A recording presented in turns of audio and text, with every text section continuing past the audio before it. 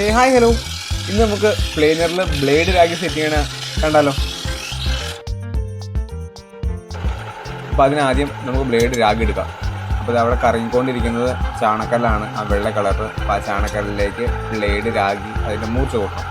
അപ്പോൾ ഇതുപോലെ ഈ മെഷീനിൽ ബ്ലേഡ് സെറ്റ് ചെയ്ത് അതൊരു ആംഗിളിലാണ് ഇരിക്കുന്നത്, ആ ആംഗിളിൽ ബ്ലേഡ് സെറ്റ് ചെയ്തിട്ട് രാഗി എടുക്കാം.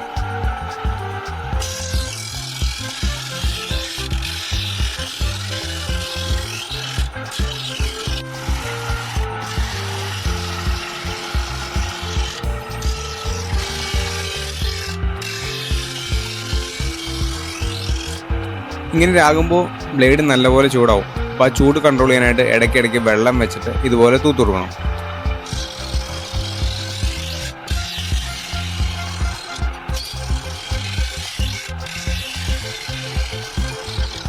ഇനി അവസാനം നമ്മൾക്ക് ആ എഡ്ജ് രാകിയതിന് ശേഷം അതിൻ്റെ അതർ എൻഡിൽ ചെറിയ പൊരുപ്പിൽ എന്തെങ്കിലും ഉണ്ടെങ്കിൽ അത് പോകാനായിട്ട് ഒരു സാൻഡ് പേപ്പറോ അല്ലെങ്കിൽ ചാണകക്കല്ലോ വെച്ചിട്ട് അതൊന്ന് ചെറുതായിട്ടൊന്ന് രാഗി എടുക്കാം.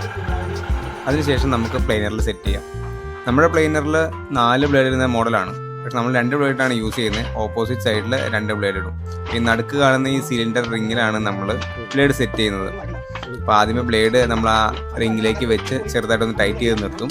അതിനുശേഷം നമ്മുടെ പ്ലെയിനറിൻ്റെ ബെഡിൻ്റെ സെയിം ലെവലിൽ നമ്മൾ ബ്ലേഡിൻ്റെ ഹൈറ്റ് നോക്കി ആക്യുറേറ്റ് ആയിട്ട് സെറ്റ് ചെയ്ത് ടൈറ്റ് ചെയ്ത് കൊടുക്കും.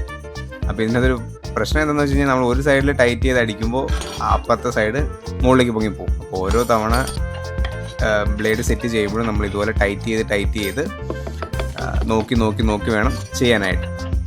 ആ ബ്ലേഡിൻ്റെ എല്ലാ സർഫസും നമ്മുടെ ബെഡിൻ്റെ സർഫസിന് പാരലായിരിക്കണം. ഒരു സ്ഥലത്ത് പോലും ഹൈറ്റ് കൂടിയോ കുറഞ്ഞോ നിൽക്കാൻ പാടില്ല.